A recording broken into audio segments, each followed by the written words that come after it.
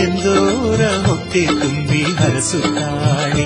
ಅಮ್ಮ ಅಮ್ಮ ಎಂದರೆ ಅನ್ನ ನೀಡುತ್ತಾಳೆ, ಹಸಿವು ಎಂದೋರ ಹೊಟ್ಟೆ ತುಂಬಿ ಹರಸುತ್ತಾಳೆ.